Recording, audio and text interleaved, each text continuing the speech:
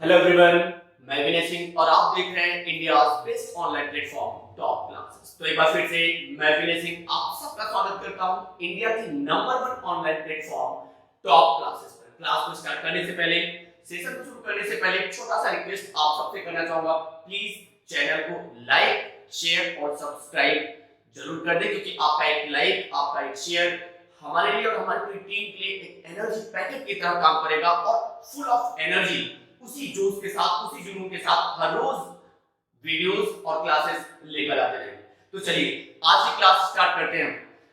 हम class 9 chemistry second term का पहला चैप्टर एटम्स एंड मॉलिक्यूल आज स्टार्ट करेंगे। लेकिन उससे पहले हम जरा सा देख लें कि हम इस चैप्टर में पढ़ेंगे क्या, हमारा कंटेंट क्या क्या होगा इस चैप्टर में। तो पहले हम law of conservation of mass पढ़ेंगे, then law of constant proportion पढ़ेंगे, डाल्टन्स एटॉमिक थ्योरी, एटम को एक्सप्लेन करेंगे, देखेंगे कि एटम है क्या, फिर identity the symbols of element, elements के सिंबल की क्या आइडेंटिटी है, क्या परिचय है, हम वो देखेंगे, एटॉमिक मास देखेंगे, देन मॉलिक्यूल्स देखेंगे, आयन क्या होता है हम उसको देखेंगे, वैलेंसी को डिफाइन करेंगे, केमिकल फार्मूला, कोई एटम दूसरे एटम के साथ रिएक्शन करता है, कंबाइन करता है और जो नया प्रोडक्ट देता है, कैसे वो हम उस मॉलिक्यूलर फार्मूला को डिफाइन करेंगे, कैसे उस मॉलिक्यूलर फार्मूला को पाएंगे, प्राप्त करेंगे, हम वो भी देखेंगे। रूल्स फॉर राइटिंग और केमिकल फार्मूला, किसी केमिकल फार्मूला को लिखने का फार्मूला हम देखेंगे, रूल देखेंगे, मॉलिक्यूलर मास और सबसे इंपॉर्टेंट टॉपिक इस चैप्टर का मोल कॉन्सेप्ट है, क्योंकि मैथमेटिकल है, न्यूमेरिकल बेस्ड है, तो हम मोल कॉन्सेप्ट बहुत अच्छे से देखेंगे इसमें। तो चलिए स्टार्ट करते हैं आज की क्लास का। इस यूनिवर्स में हर एक चीज, हम अगर बात करें पूरे यूनिवर्स में, तो everything in the universe is made up of matter. Everything, इस ब्रह्मांड की हर चीज मैटर से मिलकर बना हुआ है, चाहे हम हो या दूसरे एनिमल्स हो या दूसरे प्लांट्स हो या दूसरे ऑब्जेक्ट हो, वाटर हो, एयर हो, सॉइल हो, एवरीथिंग। मैंने कहा ना, इस ब्रह्मांड की, इस यूनिवर्स की हर एक चीज मैटर से मिलकर बनी है। तो सबसे बड़ा हमारा एक क्वेश्चन मार्क है, व्हाट इज द मैटर? ये मैटर है क्या? क्या कुछ डेफिनेशन है इस मैटर का? क्या इस मैटर को पहचानने का कोई तरीका है? कुछ डेफिनेशन तो होगा, बिल्कुल है डेफिनेशन इस मैटर का। देखते हैं क्या है डेफिनेशन इस मैटर का। वो हर ऑब्जेक्ट, वो थिंग्स जो कुछ स्पेस को ऑक्यूपाई करे और जिसका कुछ ना कुछ मास जरूर हो। जैसे मान लो सपोज दैट ये मार्कर है, या आप कोई भी ऑब्जेक्ट ले ले, कुछ भी चीज ले ले, कोई भी ऑब्जेक्ट आप ले ले, ये मार्कर है, इसका कुछ मास जरूर होगा, चाहे वो 10 ही ग्राम क्यों ना हो, बट इसका मास होगा और ये जहां भी आप रखेंगे कुछ ना कुछ स्पेस को ऑक्यूपाई करेगा। दुनिया के किसी कोने में लेकर जाकर रखेंगे, ये उतना ही मास देगा, कुछ ना कुछ इसका मास जरूर होगा। और जितना स्पेस ये अभी ऑक्यूपाई करेगा, उतना स्पेस आप कहीं भी ले जाकर रखेंगे, उतना स्पेस ऑक्यूपाई करेगा। तो इसका मतलब हमने, मैटर कहता क्या है? मैटर कहता है कि वो थिंग्स, वो सब्सटेंस जिसका कुछ ना कुछ मास होता है और जो कुछ स्पेस को ऑक्यूपाई करे, कुछ स्थान घेरे, हम उस सब्सटेंस को मैटर कहते हैं। एक लाइन आपको डिफाइन करना है, the substance which occupy space and have some mass. वो सब्सटेंस, वो थिंग्स जिसका कुछ मास हो, कुछ वजन हो और जो रखने पे कुछ स्थान घेर ले, हम उसको मैटर कह सकते हैं। यहां तक कि पानी की, वाटर की एक ड्रॉप भी मैटर है, एयर भी मैटर है, सॉइल भी मैटर है, एवरीथिंग, हर सब चीज मैटर है। क्योंकि हम अगर अपने आप बोले तो हमारा भी कुछ मास है। अरे कहीं भी रहेंगे, कहीं भी, तो हम कुछ ना कुछ स्पेस को ऑक्यूपाई करेंगे। भैया हमारी बॉडी में कुछ वॉल्यूम है, कहीं भी लेट जाएंगे तो कुछ ना कुछ स्पेस को ऑक्यूपाई करेंगे। इसका मतलब केमिस्ट्री के अकॉर्डिंग हम भी मैटर से मिलकर बने। तो हम कह सकते हैं कि जो हमारे सराउंडिंग में कोई भी चीज, कोई भी ऑब्जेक्ट, कोई भी थिंग्स जो स्पेस को ऑक्यूपाई करेगा और जिसका मास होगा, वो मैटर कहलाएगा। अब आप अपने चारों तरफ लुकआउट करें, टेबल आपको दिखाई देगा, तो इसका मतलब ये, इसका भी कुछ मास है, ये भी स्पेस को ऑक्यूपाई करेगा, मैटर है। रॉक्स देखेंगे, इसका भी कुछ मास होगा, ये भी स्पेस ऑक्यूपाई करेगा, इसका मतलब ये भी एक मैटर है। ग्लास, वाटर, सिलेंडर, अपने चारों तरफ आप जो भी चीज देखें, हर कोई कुछ ना कुछ मास ऑक्यूपाई करेगा और उसका कुछ ना कुछ स्पेस और मास जरूर होगा। अब थोड़ा सा आते हैं कि मैटर तो समझ में आया कि भैया जो स्पेस ऑक्यूपाई करेगा और जिसका कुछ मास होगा वो मैटर कहलाएगा। हमारे जो इंडियन फिलोसफर थे जैसे महर्षि कर्ण, इन्होंने क्या कहा इस मैटर के बारे में, इन्होंने पदार्थ के बारे में क्या कहा, इंडिविजिबिलिटी का कॉन्सेप्ट कहां से आया।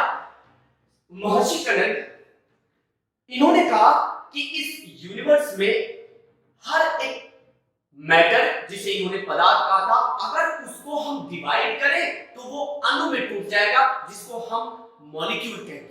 क्या कहा उन्होंने, महर्षि कर्ण ने कहा इस यूनिवर्स में जो भी मैटर है अगर हम उसको डिवाइड करें, तोड़े, तो वो पदार्थ, वो मैटर अणु में टूट जाएगा।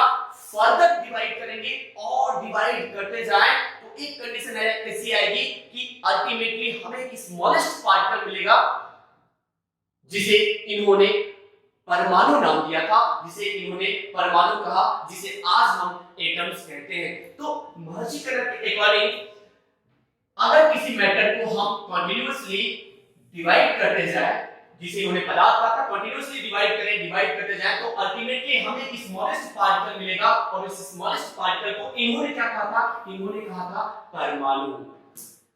फिर इन्होंने कहा उस परमाणु को हम और छोटे पार्टिकल में डिवाइड नहीं कर सकते।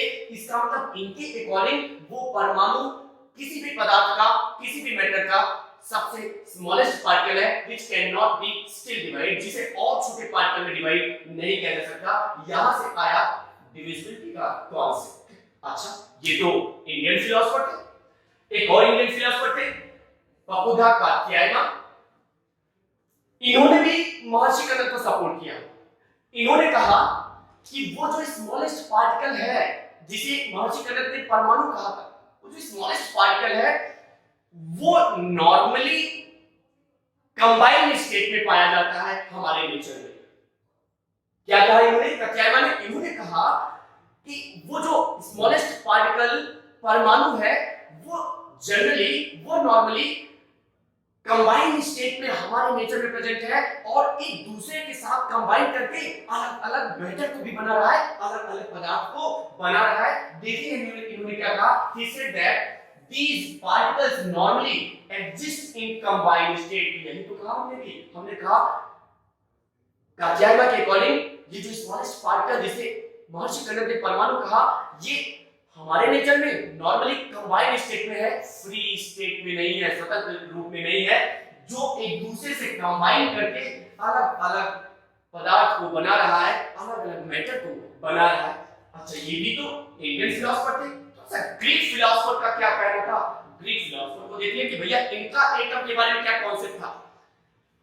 इनके भी कॉन्सेप्ट थे, इन्होंने भी अपने डिविजिबिलिटी का कॉन्सेप्ट दिया। किसने, ग्रीक फिलोसफर डेमोक्राइटस और लुसिफस ने। ये दो ग्रीक फिलोसफर थे, एंशिएंट ग्रीक फिलोसफर थे, डेमोक्राइटस और लुसिफस। इन्होंने भी डिविजिबिलिटी का कॉन्सेप्ट दिया। इन्होंने कहा अगर किसी मैटर को हम डिवाइड करते जाए, किसी भी मैटर को अगर डिवाइड करें तो अल्टीमेटली ये एक स्मॉलेस्ट पार्टिकल में डिवाइड हो जाएगा और उस स्मॉलेस्ट पार्टिकल को हम फर्दर छोटे पार्टिकल में डिवाइड नहीं कर सकते। इसका मतलब इनके अकॉर्डिंग अगर मैटर को हम डिवाइड करें तो डिवाइड करते करते अल्टीमेटली हमें स्मॉलेस्ट पार्टिकल मिलेगा which can not be further divide, जिसे और छोटे पार्टिकल में डिवाइड नहीं कर सकते। उस स्मॉलेस्ट पार्टिकल को इन्होंने डेमोक्राइटस ने एटम का नाम दिया था।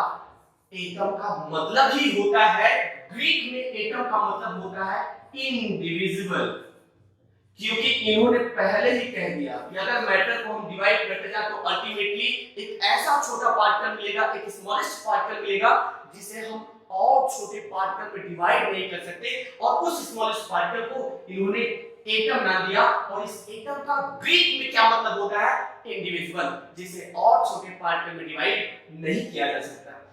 ठीक है, ये तो एटम्स के बारे में कॉन्सेप्ट था। डिविजिबल का कॉन्सेप्ट था, हमारे कुछ इंडियन फिलोसोफर भी थे, जैसे मैंने कहा महर्षि कनद, जैसे मैंने कहा कात्यायन, इन लोगों ने अपने अपने कॉन्सेप्ट दिए, अपने अपने हाइपोथेसिस दिया। ग्रीक फिलोसोफर भी थे, उन्होंने भी दिया। अब आप अपने चारों तरफ लुक आउट करें, चारों तरफ देखें और आपको मिलेगा क्या? We also know that a lot of chemical reaction takes place in our day-to-day life, like making tea, changing milk, curd, making cheese from milk. Lots of more chemical reaction आप देखेंगे। All these chemical reaction takes place and obey certain sets of law. ये सारे जो chemical reaction हो रहे हैं, ये कुछ निश्चित, ये कुछ सर्टेन लॉ को फॉलो करते हैं। आप अपने चार्ट को लुक आउट करें, बहुत सारे केमिकल रिएक्शन आपको देखने को मिलेंगे। Changing of milk into curd, ripening of fruit, formation of vinegar, भैया सिरका से एस्टिक एसिड बन गया, burning of paper, breaking of stick, change in colour, colour भी बदल रहा है, changing of water into ice and ice into water, water into vapor and vapor into water।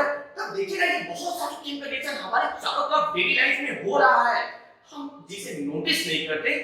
ये केमिकल रिएक्शन क्या कुछ नियमों का पालन करते हैं या ऐसे ही रैंडमली होते हैं? भैया ये जितने भी केमिकल रिएक्शन होते हैं, जैसे मैंने कहा formation of curd from milk, changing of water into ice, ice into water, water into vapor and vapor into water, ripening of fruit, formation of acetic acid from sugar solution। ये सारे जो chemical reaction हो रहे हैं, जो नए नए product बना रहे हैं, ये कुछ सर्टेन, ये कुछ निश्चित नियमों का पालन करते हैं। और कोई केमिकल रिएक्शन जिन निश्चित नियमों का पालन करता है, हम उसको कहते हैं लॉ ऑफ केमिकल कॉम्बिनेशन। जब भी कोई एटम किसी दूसरे एटम के साथ कॉम्बिनेशन करके प्रोडक्ट देता है, नया सब्सटेंस देता है, तो वो कुछ नियमों का पालन करता है। रैंडमली कंबाइन नहीं करेगा, रैंडमली कभी रिएक्शन नहीं करेगा, मनमानी रिएक्शन नहीं करेगा। उनके पीछे भी रूल है और उस रूल को फॉलो करते हुए वो कंबाइन करेंगे, रिएक्शन करेंगे। तो चले देखते हैं कि क्या कुछ नियमों का वो पालन करते हैं, देख लेते हैं। Okay, chemical reaction. अभी थोड़ी देर पहले मैंने कहा भैया ये एटम जो है, जिसे अभी तक इनडिविजिबल पार्टिकल फिलोसोफर लोगों ने कहा, चाहे वो इंडियन फिलोसोफर हो या ग्रीक फिलोसोफर हो, सबने कहा कि मैटर सबसे छोटे पार्टिकल से मिलकर बना है। मैटर को अगर डिवाइड किया जाए तो अल्टीमेटली एक ऐसा छोटा पार्टिकल मिलेगा जिसे हम और छोटे पार्टिकल में डिवाइड नहीं करेंगे, और उस स्मॉलेस्ट पार्टिकल को हम एटम कहते हैं। वही एटम कंबाइन करता है, रिएक्ट करता है और अलग अलग मैटर को बनाता है। अब सवाल है कि वो एटम जो एक दूसरे के साथ कंबाइन करेगा, जो एक दूसरे के साथ रिएक्शन करेगा और नया प्रोडक्ट देता है, नया मैटर बनाता है, क्या वो मनमानी कंबाइन करेगा?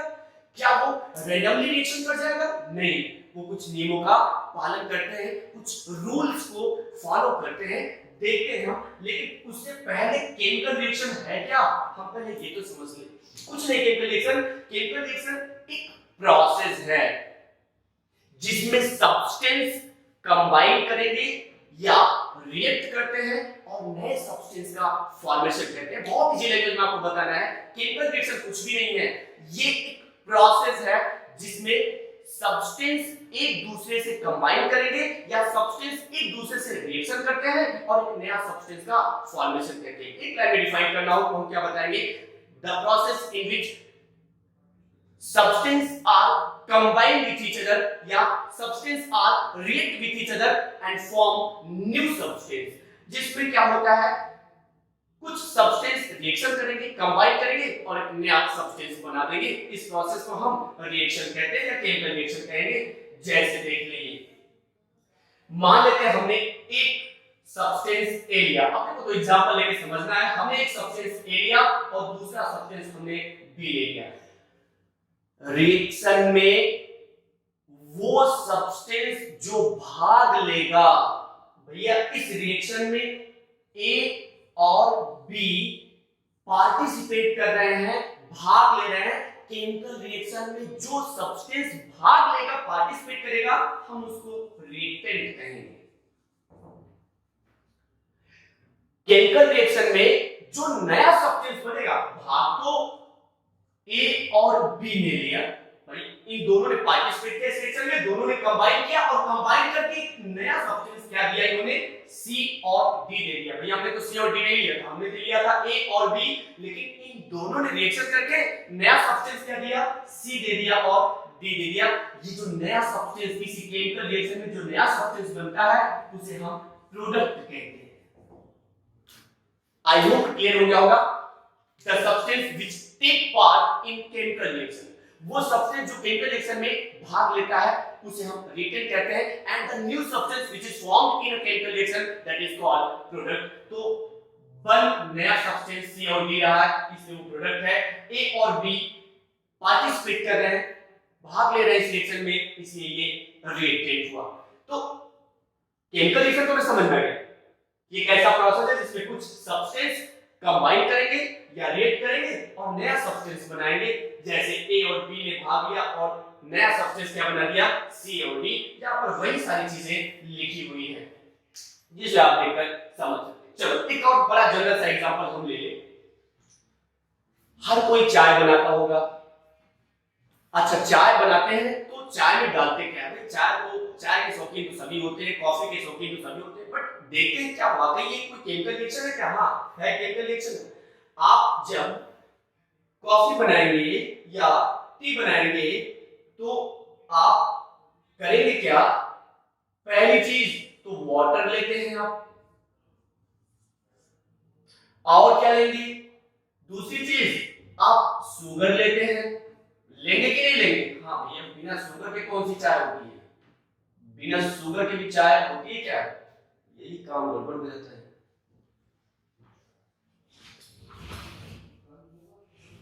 पॉज करना, उसे चालू कर देना।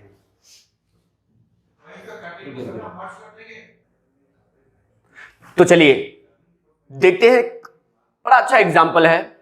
अक्सर सभी चाय तो सभी पीते हैं, कॉफी तो सभी पीते हैं, तो देखते हैं कि क्या उसमें भी कोई केमिकल रिएक्शन हो रहा है। हाँ हो रहा है ना भैया। हम चाय में मिलाते क्या क्या है, कॉफी में मिलाएंगे क्या क्या? हम पहली चीज तो वाटर लेते हैं, और क्या लेंगे? और उसमें शुगर मिलाएंगे। ठीक है भैया, शुगर मिला दिया, और क्या मिलाएंगे? उसमें मिल्क मिलाएंगे, और क्या मिलाएंगे? उसमें भैया टी मिलाएंगे, चाय पत्ती भी तो मिलाएंगे, चाय पत्ती भी मिला दिया उसमें। अब मिलाने के बाद क्या करेंगे? हीट करेंगे, वार्म करेंगे, तो बनेगा क्या?